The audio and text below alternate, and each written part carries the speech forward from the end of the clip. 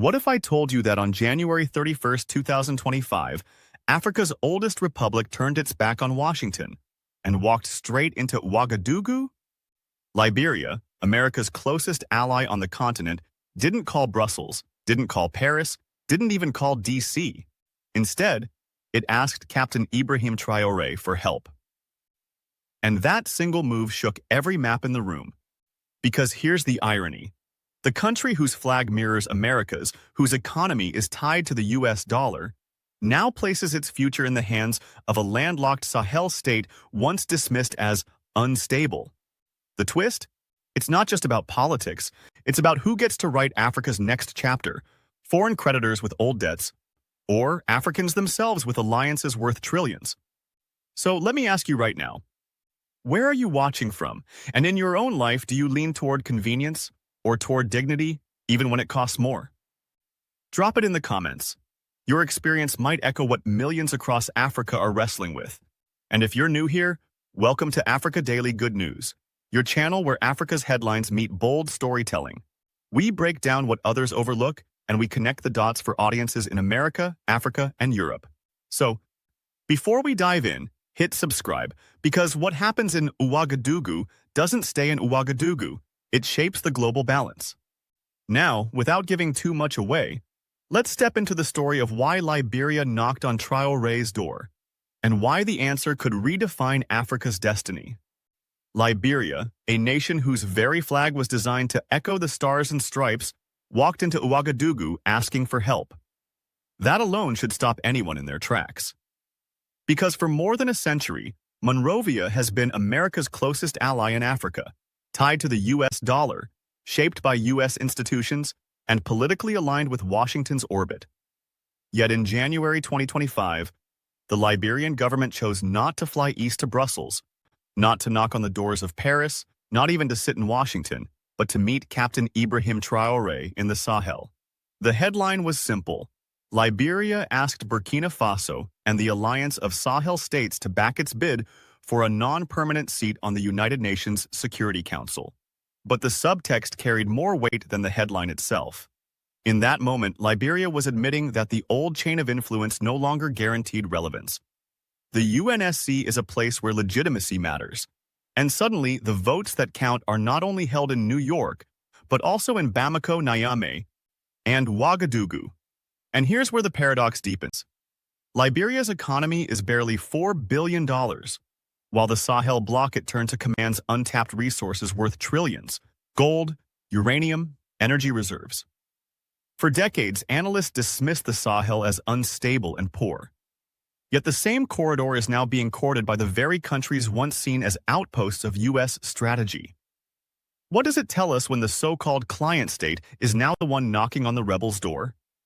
Think about it in human terms. In everyday life, when someone who always followed the same routine suddenly breaks it, people pay attention. Imagine a colleague who always orders the same lunch for years and then one day brings a homemade dish inspired by someone completely outside the circle. It's not about the food, it's about the signal that habits can change. And if habits can change, power can shift. That's why Liberia's move wasn't just diplomacy. It was confession. A quiet recognition that the gravitational pull inside Africa is tilting. For young Liberians facing 60% unemployment, watching their leaders walk into Ouagadougou was not about ceremonies. It was about survival and dignity. Many American viewers might relate. Surveys show that when U.S. youth unemployment spiked during past recessions, frustration quickly morphed into political realignment. People tend to seek examples that work, even if those examples come from unexpected places. And here lies a subtle twist. Liberia's foreign minister didn't come empty-handed. She proposed not only political support, but also practical cooperation. A Sahel-Atlantic economic corridor, new defense talks, and African funds staying in African hands. On paper, it's about trade and ports. In reality, it's about rewriting a script that has kept landlocked nations landlocked in more than just geography. I remember a short scene described by a journalist on the ground. A group of young Liberian students waiting outside the press hall in Monrovia. They weren't holding US flags or EU banners. They carried signs that simply read, "Africa for Africans." For them, this wasn't a policy memo, it was identity. A chance to believe their future might be authored closer to home, rather than in offices half a world away. So the question lingers. Was this a gamble born of desperation or the first act of a continental awakening? The answer will unfold not in headlines, but in choices made step by step, city by city. And as Liberia takes this step toward the Sahel, the story naturally widens, because what looks like a bilateral move could soon ripple across the region. Burkina Faso, Mali, and Niger, three nations once branded as fragile, unstable, and poor, are now being studied as models. That's the paradox. The very states Western headlines used to dismiss as failed experiments are suddenly the ones shaping policy tables across the continent. What Liberia saw in Ouagadougou was not chaos but consolidation. In just 2 years, Captain Ibrahim Traoré's government expelled foreign troops, shut down colonial-era military bases, and broke free from the CFA franc system tied to Paris. Together with Mali and Niger, Burkina Faso formed the Alliance of Sahel States, a bloc that now controls territory, resources, and, more importantly, credibility. Analysts estimate the AES holds over $2 trillion worth of gold, uranium, and untapped energy potential. That figure isn't theory, it's leverage. And leverage is the currency that even the United Nations pays attention to. But here comes the twist inside the twist. Liberia didn't just approach Ouagadougou for symbolic backing. It also offered its Atlantic ports as the natural outlet for the Sahel. For decades, the word landlocked was treated like a death sentence in economic debates. Now, Monrovia is saying, the door is open. Imagine the irony. Coastal Liberia, long dependent on U.S. influence, reaching out to give landlocked Sahel nations the global access they were once denied. If that corridor becomes reality, it could unlock over $15 billion annually in trade flows. Think about it as human behavior. Most people assume they're stuck with their geography, where they're born, how their surroundings limit them. But when someone finds an unexpected exit, the story changes. Americans know this feeling in a different context. A family living paycheck to paycheck suddenly finds a side hustle that doubles their income. It doesn't erase their struggles, but it changes the map of possibility.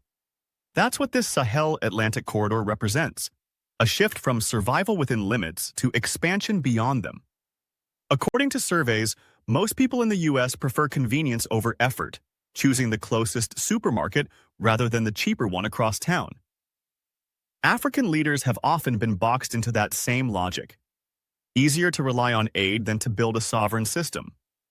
But if Liberia, the nation most closely tied to Washington, is willing to endure the harder path by turning to its African peers, what excuse remains for others? And maybe the deeper question for viewers is this. In your own choices, do you lean on the easy dependency or the tougher independence? A journalist in Monrovia recalled a telling moment.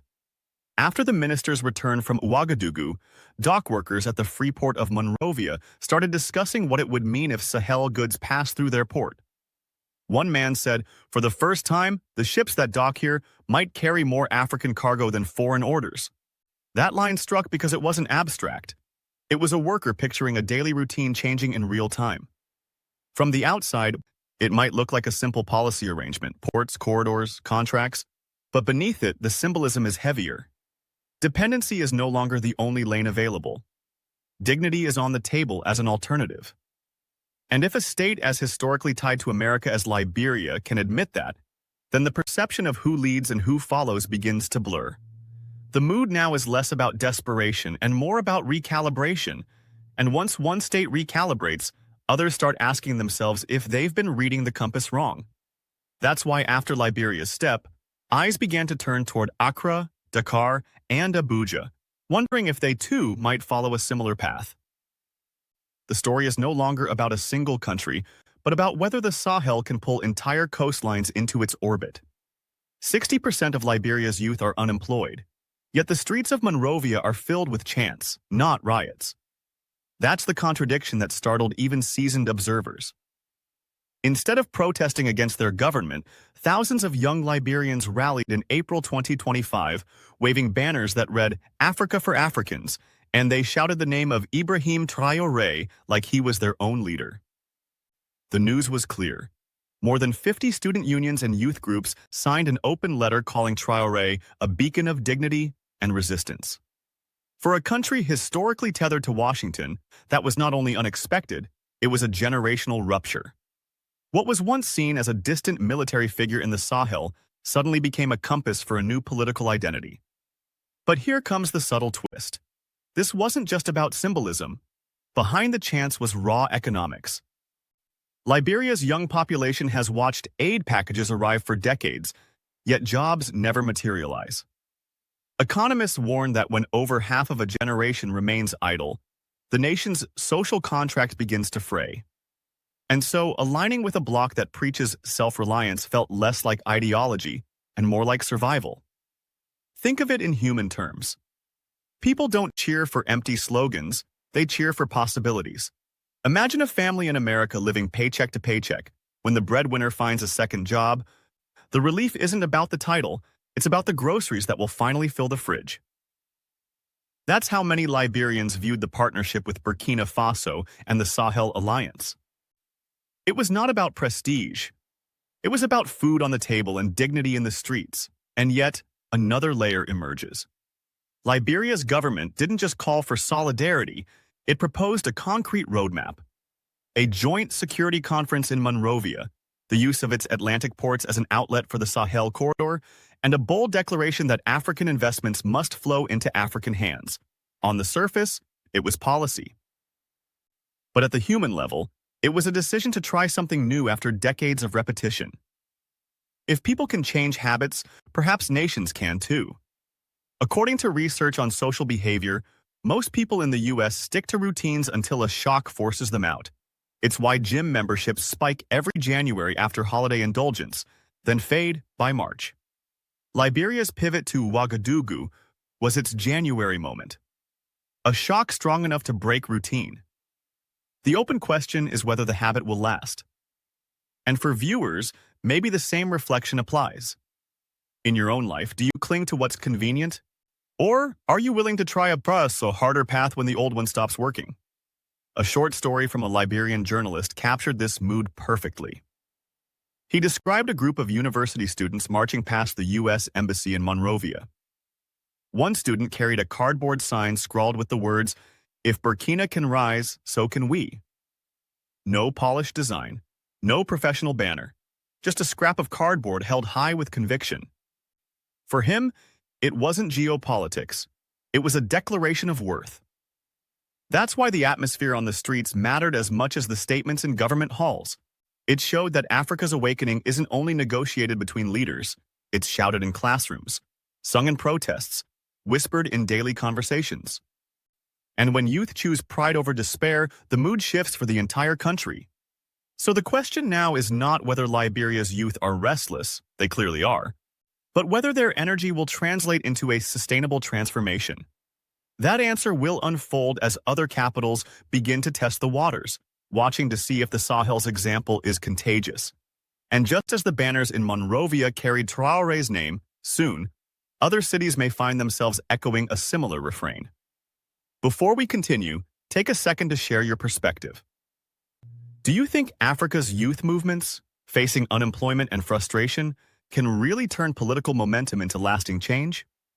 Drop your thoughts below. Your comments add layers to this debate far beyond the headlines.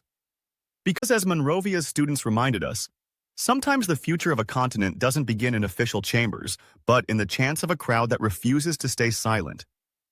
And it's in that refusal that the next wave of African politics might already be rising. Accra, Dakar, and Abuja, three capitals once considered anchors of Western strategy, have now opened quiet back channels with Ouagadougou. That's the shock. For decades, the Sahel was described as a burden, a problem to manage. Yet suddenly, the so-called problem states are becoming the model others want to study. Reports indicate that after Liberia's outreach, Ghana requested briefings on the Sahel's security economic framework. Senegal sent discreet envoys to explore cooperation, and Nigeria, the continent's largest economy, initiated talks about linking its own security architecture with AES strategies. The language was careful, but the intent was clear. What began as a local experiment in sovereignty is turning into a continental conversation. And here's the irony inside the shift. Ghana once held the banner of Pan-Africanism in the 1960s, positioning itself as a pioneer of independence. Today, it looks toward the Sahel for lessons. Senegal, long branded as France's reliable partner, is now peeking across the border to study a model built on breaking from Paris. Nigeria, with a GDP of nearly $500 billion, isn't trying to dictate terms. It's testing whether the AES framework might fit its own national defense. The mini-hook here is undeniable. The places that once looked down on the Sahel are now tilting their heads upward. Think about it in human behavior. Most people are reluctant to copy someone they once judged as less successful. Yet when results pile up, judgments collapse. In the US, you see this in social trends. First, people laughed at those who shopped online for groceries. Within a few years, the same critics were doing Instacart orders every weekend. When proof accumulates, resistance fades. Africa's geopolitics is no different. The potential impact is staggering. Analysts argue that if just a handful of additional states align with the Sahel bloc, intra-African trade could leap from its stagnant 15% of total commerce to nearly 40% by the mid-2030s. That shift isn't just a percentage. It's billions of dollars redirected inward, away from foreign creditors, and toward local development. The twist within that projection is that even modest cooperation, say a $15 billion corridor linking Sahel resources to Atlantic ports, could begin to reset the entire equation of African finance. A short story from Accra brings this to life. A university debate club recently posed the question, what if Burkina Faso's model of renegotiating mining contracts became the standard across Africa? One student argued it would choke off foreign investment. Another countered, maybe, but if Burkina can keep 70% of profits at home and still function, why can't we? The room, once skeptical, ended in applause for the second argument. That's not a research paper. That's a generational instinct shifting in real time. According to behavioral studies, once a critical mass adopts a new habit, the rest often follow, not out of conviction, but out of fear of missing out. Americans experience this when tech trends break. Many people didn't understand cryptocurrency or TikTok at first, but they joined because they sensed a tide they didn't want to be left behind. The same psychological current is now visible in African politics. The Sahel model may not be perfect, but its mere existence is making neighbors reconsider what they once thought impossible. So while Liberia lit the match, the flame is now moving from hand to hand, capital to capital.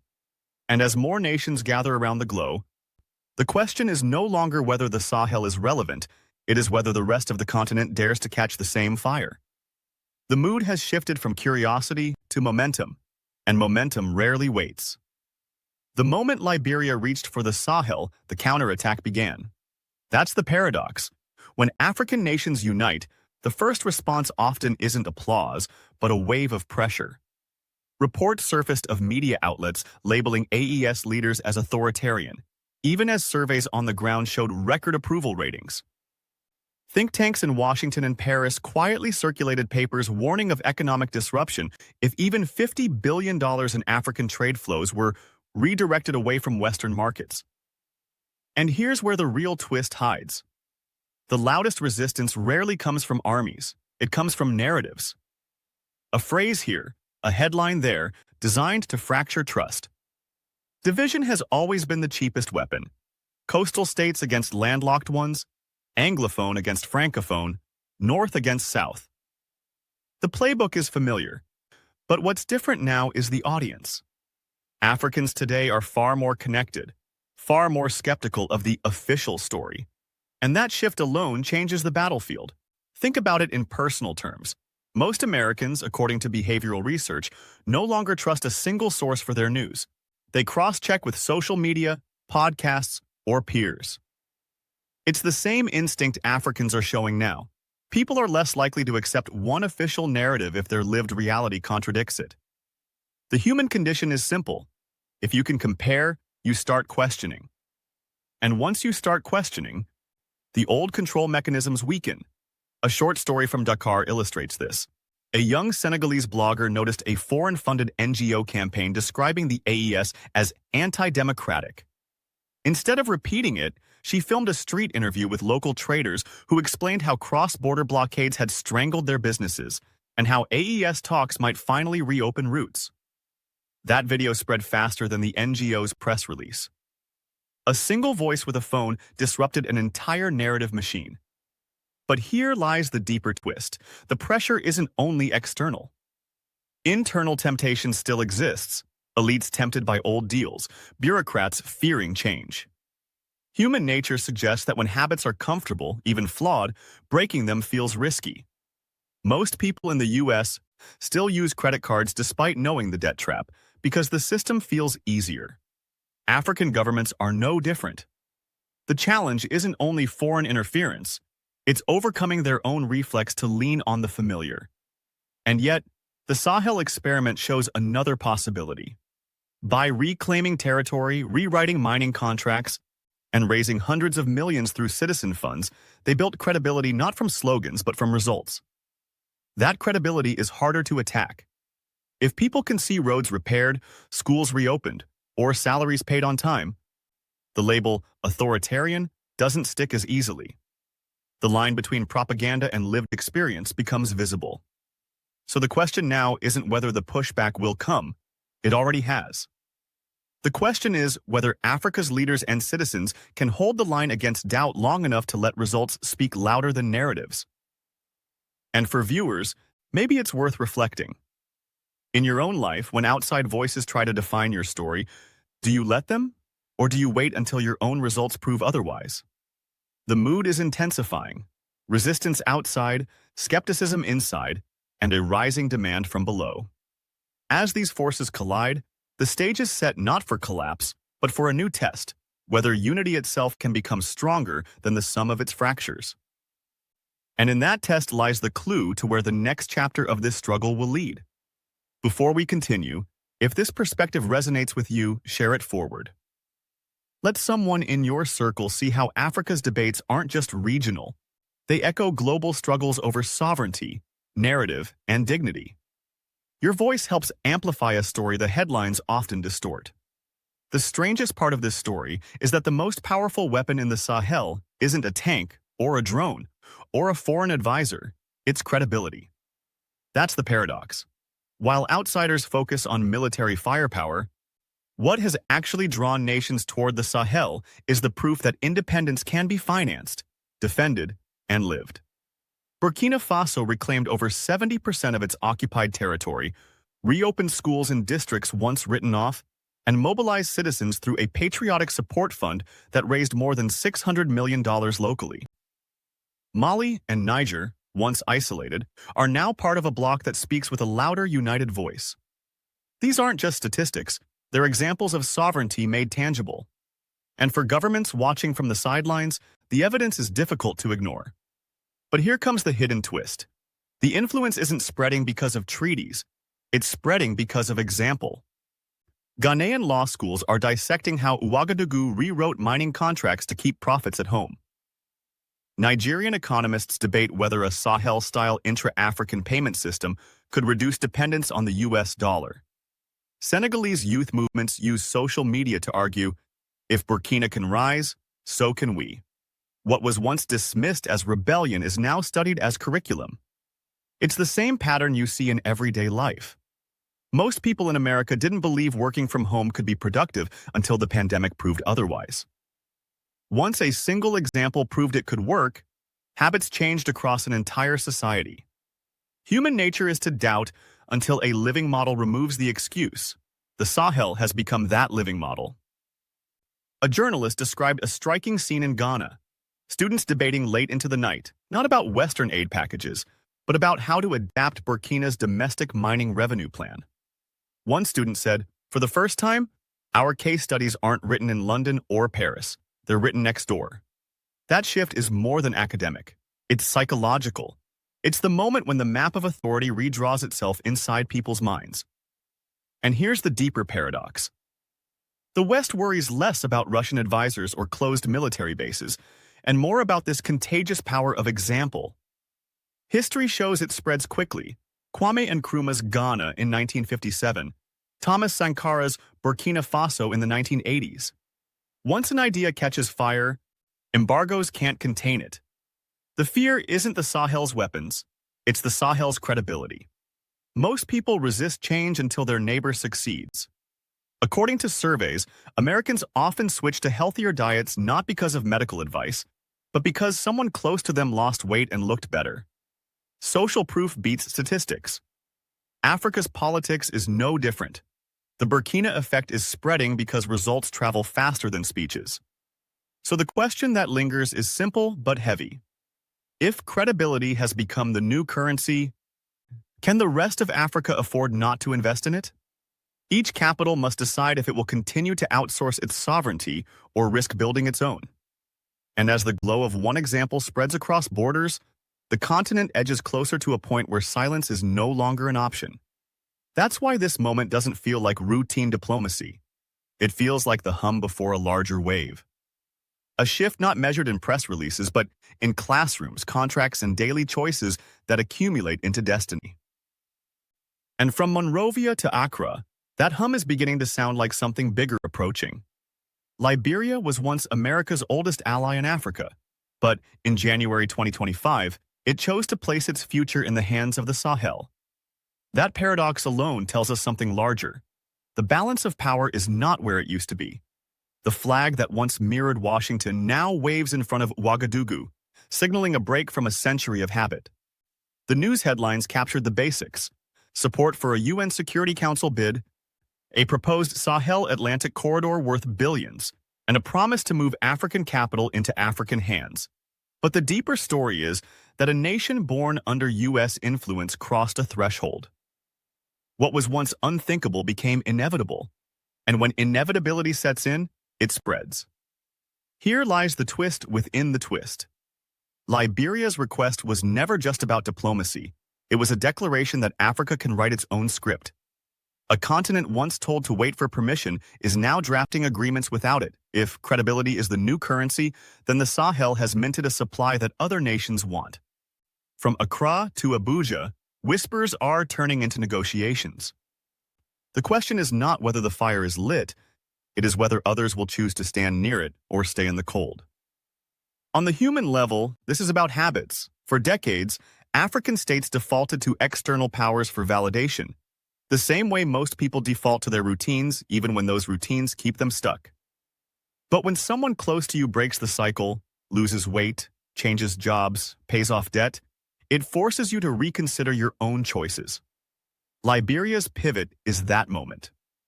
It's the neighbor proving a different life is possible. A Liberian dock worker summed it up best when he said, "For the first time, the ships that dock here might carry more African cargo than foreign orders." That sentence wasn't policy analysis. It was lived truth, the kind that turns politics into reality. And if those ships sail, they will carry more than goods. They will carry proof that sovereignty can be practiced, not just preached. So the lingering question is this: when one nation dares to step away from dependency, do others have the courage to follow? History suggests that once momentum builds, resisting it becomes harder than joining it. Maybe that is why the mood across Africa today feels less like protest and more like preparation. And as that preparation deepens, the future will not be negotiated only in boardrooms or embassies. It will be decided in classrooms, in markets, in ports, and in the everyday choices of millions. That is where Africa's rebirth is already unfolding. If you've stayed with us through this journey, thank you. At Africa Daily. Good news, we bring you the stories others overlook, where headlines meet human voices. Don't forget to subscribe, like, and share this video because your engagement helps push African narratives into the global conversation. And before you go, tell us in the comments, if you were in Liberia's position, facing pressure, but also possibility, would you keep turning west or would you try the harder path of self-reliance? Stay tuned, because the next chapter of Africa's story is already being written, and you'll want to be here when the page turns.